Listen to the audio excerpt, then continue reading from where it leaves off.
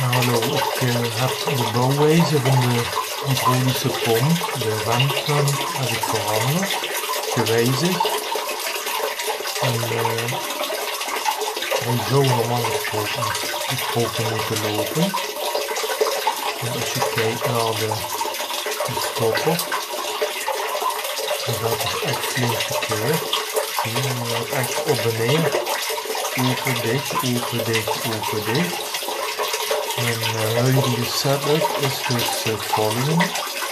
Hier rechts staat de buis. Gaat naar de stopper. Dan wil het water naar buiten. Gaat niet, gaat dus terug. Dan gaat het verder in die buis en in dat stukje buis zit dus ook weer een terugslagklep. De eerste is trouwens ook een terugslagklep. Die moet dan stoppen, dat stopt hem dan. En de tweede terugslagklep laat het water naar binnen, maar niet weer terug gaan en bouwt de druk op. Die druk gaat hier om de hoek naar die buizen. En er is één aansluiting. Die gaat naar die rode slang en die gaat naar de kraan. En dan is die gele slang.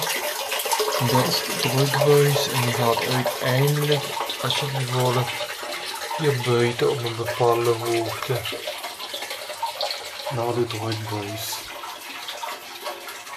Die heb ik nou iets wat hoger gezet en hij is meer dicht.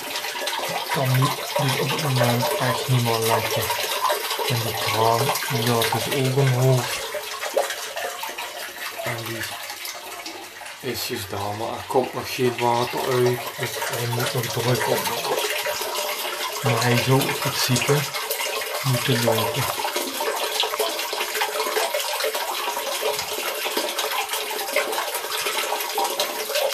En die eerste terugslagklep, je ziet, hij blijft gewoon lopen, hij gaat open en dicht.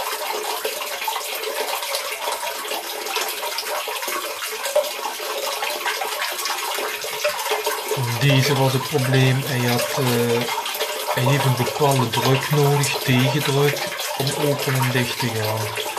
En daarom heb ik dus een elastiekjespannen met insparingen vastgezet met een tie rib. En die spanning van de elastiek was ook nog te weinig en dan heb ik een stukje rubber tuinslang gesneden. Want als ik de vinger erop drukte op de elastiek, op een gegeven moment voelde ik hem kloppen dat hij wilde gaan slaan. En dus ongeveer die druk moest ik dus simuleren, want ik kan slecht de vinger altijd erop blijven houden. En dan heb ik die dus simuleerde met dat stukje rubberen tuinslang. Op een gegeven moment had ik dan de dikte gevonden wat hij nodig had, dat hij uiteindelijk zo bleef klepperen. Dus dat terugslagklep. Open en dicht gaat. En die slag die is nodig om dan uiteindelijk die druk verder te geven naar die drukbuis. En die zorgt er dan uiteindelijk voor dat de druk hoog genoeg is en dan via deze slang, die dunnere slang, bovenaan die kraan komt. En die terugslagklep, die tweede, zorgt ervoor dat de druk niet wegloopt. Terug naar de bron of naar de eerste terugslagklep. Nou, ik ben benieuwd, laat me verrassen, ik moet even de tijd geven.